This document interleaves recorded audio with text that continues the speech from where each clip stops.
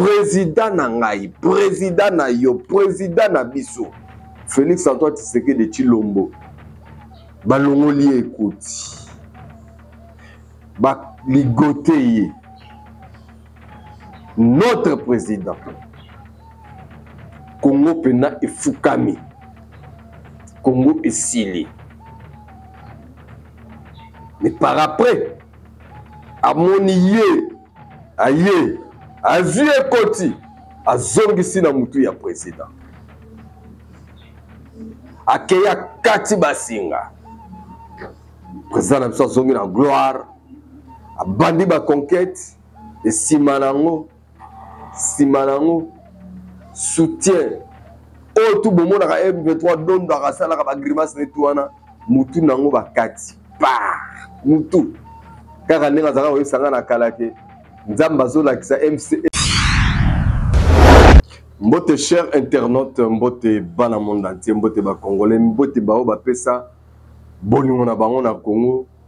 Pena bandeko na bango ba congolais. Tozali ensemble. La RDC est en guerre contre l'ONU, contre l'IE, contre les États-Unis, contre le monde entier. Batunyo sobaza contre biso parce que biso tozana biloko oyo bango nyo sobalingi. Alors batebele ba éviter les contours ya guerre oyo bazali ko combattre biso. Merci d'abord na Junior Kapa, merci na Refek Sombe, merci pe na ba balanda biso ba pesa biso confiance ba bazaka na moi mutu ya kozoter ko réfléchir to ko comprendre te ko ba contour ya ba analyse auto ko pour créer bino mkolo lelo parce que bakamboza o lekebele campagne de désinformation et l'équipe makasi to prévenir ki bino à l'avance que ba congolais faut se préparer que mikolo lokuté ko zala ebele vérité ko banda ko ya malembe malembe botala lelo Rwanda après ko sabatu ba FDLR ko sabatu ba prétexte ebele o ba ina ba tout soki rwandais ba ina bango et lelo mokili mombero motala Rwanda siko bango tout na bango ah objectif ni bino ko zo ba territoire à Congo parce que ba le bat o ba tali bango mokili tali bango ne ba ko s'emparer paisiblement. La RDC est en train de respecter scrupuleusement, mais notre riposte sera rigoureuse. Ce sont des termes qu'il faut un peu sous-estimer d'après les Congolais lambda. On va vendre pour se moquer d'un chef de l'État là-bas. Mais parce que vous avez raison aussi de le faire, parce que vous ne voyez pas là où lui il voit. Place au président il est capable de maintenant.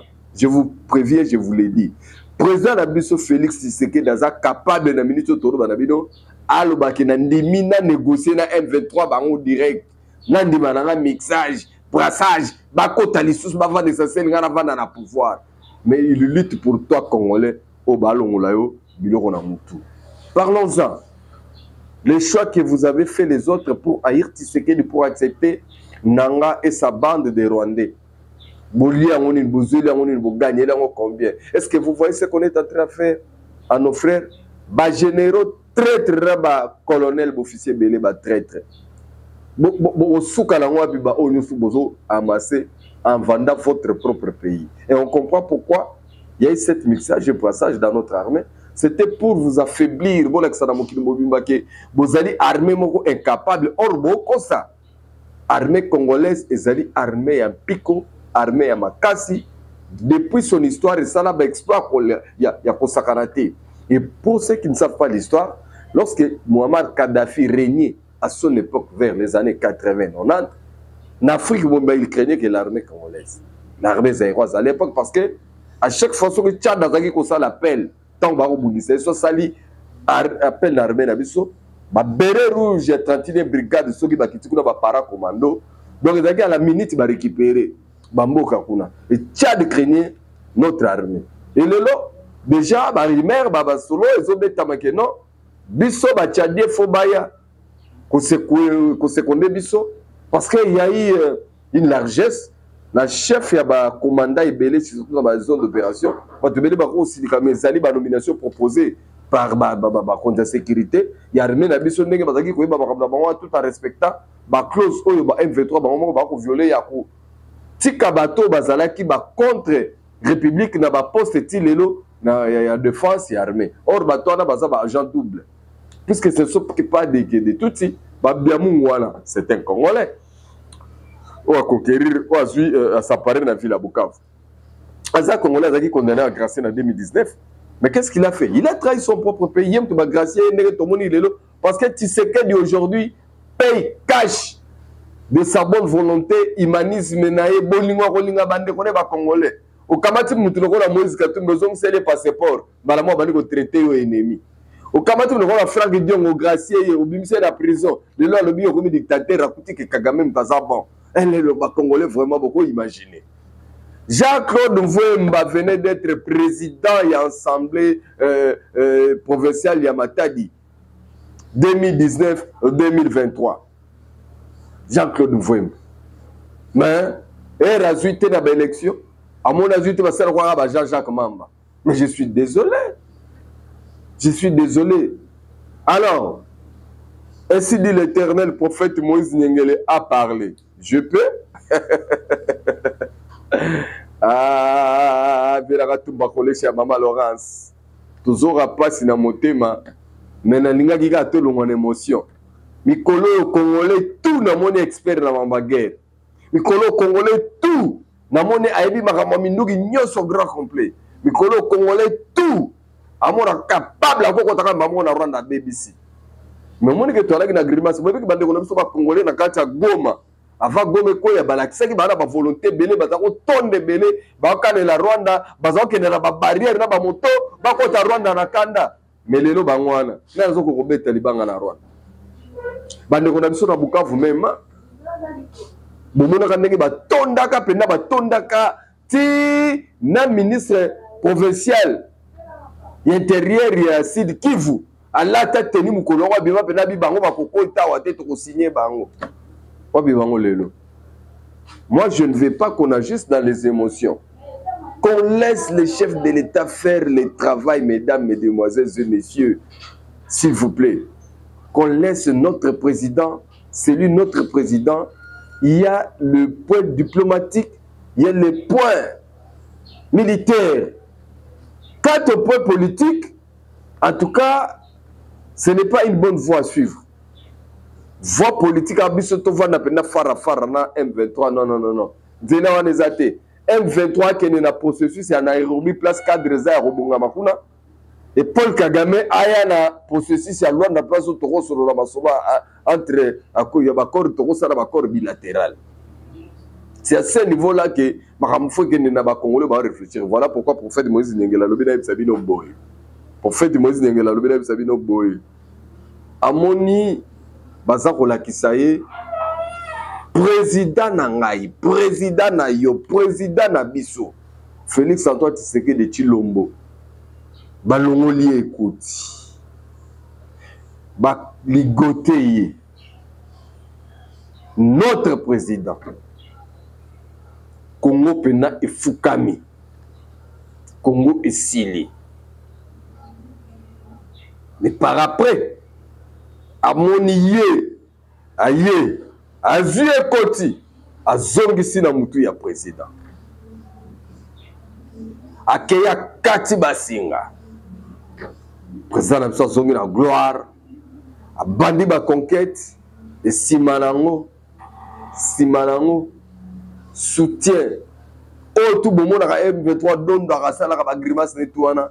Mutu nango ba Kati. Pa! Mutu.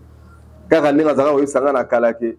Nzamba zola kisa FCC mutu eza soute barozala humilié bongo période dango robo rondima na yote. Alors soki na lingi na interpréter malamu soki na lingi venana interpréter malamu prophétie ya prophète Moïse Nyengele ambala oyo parce que tant après cette prophétie na novembre décembre que janvier février le président sera très affaibli tomoni yango bota la président na biso komi objet à mokeri abato epele. Alors, si on a na comparé à l'époque, na temps, et ça correspondre, et ça comparable, l'époque où le même président que vous voyez a retiré la signature na Genève, Azalaki objet à Mokeri, il y a ma finga de tout bord, dénigré partout, humilié partout, qui moulou banaye, bimaki, qui m'a Tshisekedi bimaki. Qui maloba yake yangwana maloba bena muluba ko kondite na mboko bomoni Tshisekedi. Donc toutes sortes d'humiliation et bimaki na minoko ba tebele mutu moko apesaki sous président oyo chance te bato bamonaki toujours supériorité ya complot international oyo bazalaki nsima ya bafayulu bamoïse bamultinational baunion européenne toujours bazalaki nsima ya clique wana nde bango bamonaka entre temps Paul Kagame mpe azalaka nsima ya Joseph Kabila oyo bomonaki aboyaki résultat puisque azalaki président ya union africaine Paul Kagame que vous voyez. Donc voilà, état oyo na contexte to monaka président elembisaki batu nyonso ba désespérer ki kala ko la période to komona depuis Goma na Bukavu ekoyi batu musu balingi to beta so atali solo ngote. Bon moi été likolo na ngo batali pena ki no FARDC mtazonga sima pena mboka yango me FARDC abundi na ete abimi pena na malemba otika mboka na maboko banguna tango batali su nyonso yo Chilombo bakoki suko yoka yete asuna roko lobate bamusuku babi Chilombo démissionnaire kaka longwala yo batu basuki kutu passer moko na moni na kati ya prière yemba moko do alobi non akoki ta bani ko finga pena ko lakela Kagame mama na yo Kagame okufa bala Kagame bakufa do passer moteme suki sadike ba congolais batali na suka barobi non nous sommes humiliés à tel point que mutoko kote la biso azate mutoko sunga biso azate. C'est maintenant que Dieu maintenant veut agir. Dieu veut agir période d'ango. Et c'est ce que vous voyez, on faisait tout pour babomae. Babomae. Aouti, vendredi passé aouti nani aouti quoi c'était le lundi plutôt.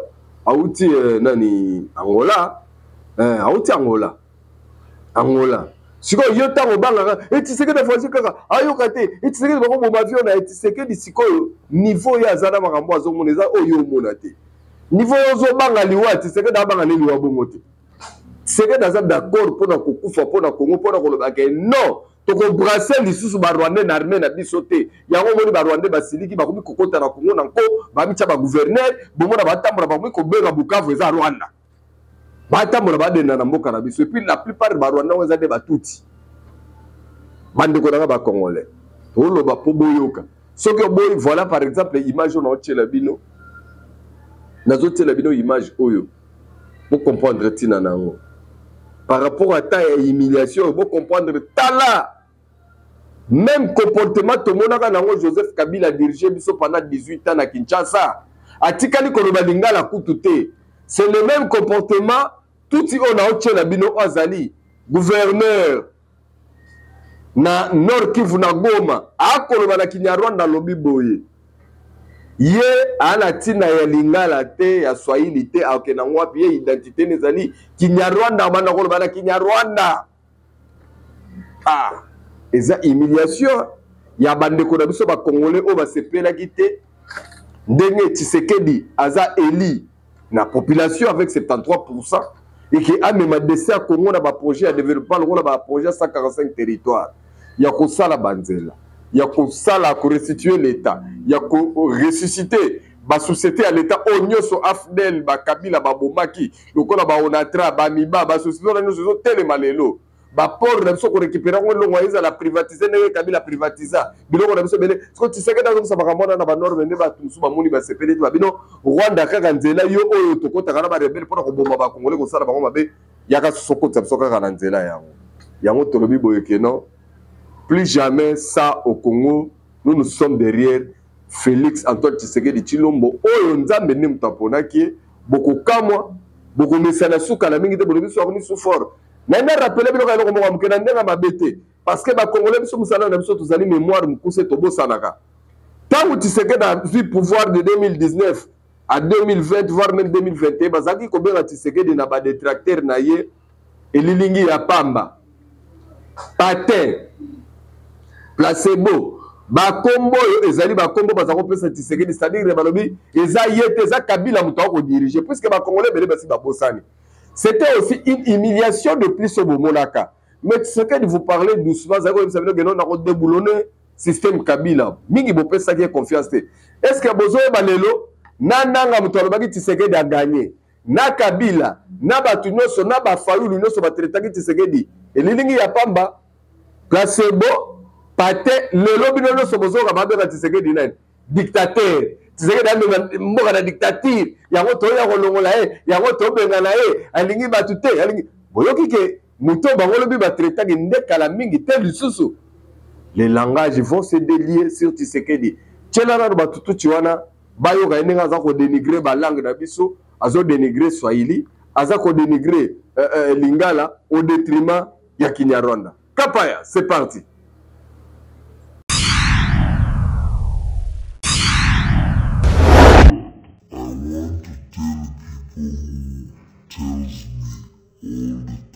All speak Swahili to see if you're Congolese. All speak Lingala. I don't have any prize to give to you to love me. I'm not looking for your love. No. I'm not looking for your love. You can keep it for yourself. I'm loved enough. So keep your love for yourself. I'm good where I am. Okay? And speaking Swahili, I don't need to speak Swahili. If you don't understand what I'm saying, you don't need to be on my channel, you can leave. Okay?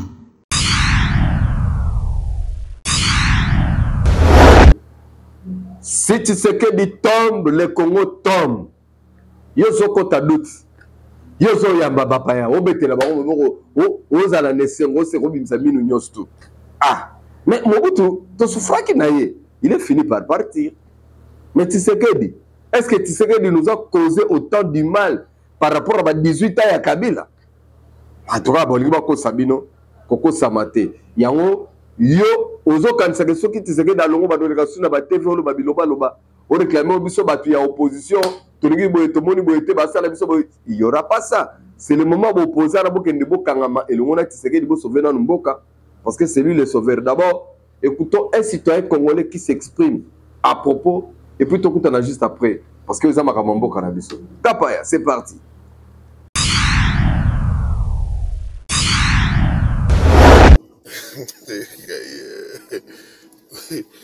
Ah, Congo. Congo est un bon moment, mais c'est excellent.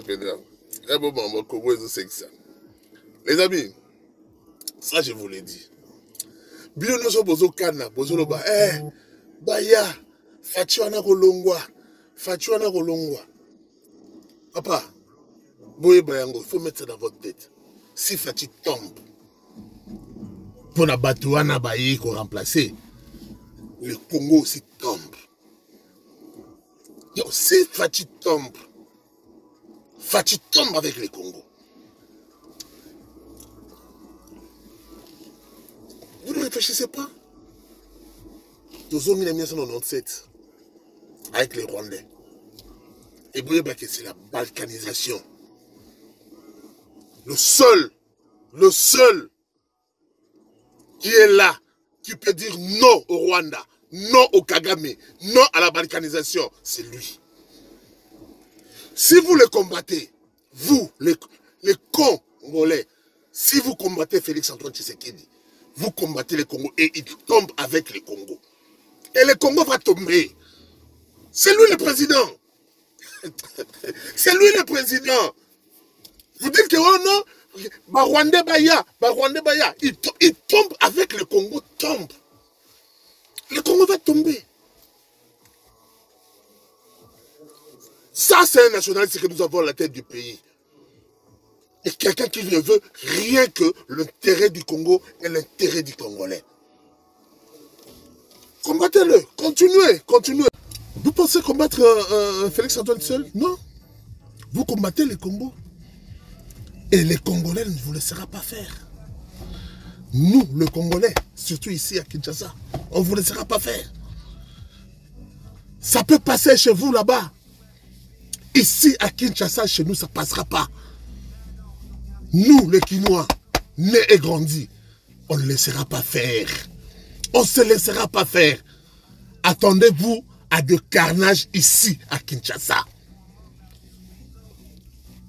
Nous allons faire comme Mouzé, Laurent Désiré Kabila nous avait dit. Ce qu'on avait fait à Ndjili. à Massina, à Kimbanteke. Même sans armes, ici à Kinshasa, le Rwandais ne peut plus venir ici, nous diriger ici à Kinshasa. Ça ne passera pas. Congolais, tenons-nous tous main dans la main. Quinois, tenons-nous tous main dans la main. Ça ne passera pas. Nous les Quinois, nous savons que si Félix tombe ici à Kinshasa, c'est le Congo qui tombe. Si Félix tombe, c'est le Congo qui tombe. Et alors, nous les Quinois, nés et grandis, nous n'allons pas nous laisser faire. Le traître, vous connaissez votre sort. Tout le traître, sachez-le, Félix passera, le Congo restera. Et le Congo restera aux Congolais. Trahissez si vous voulez là où vous voulez. Trahissez là où vous êtes. Sachez-le que nous sommes nés Congolais, grandis Congolais, nous allons mourir Congolais.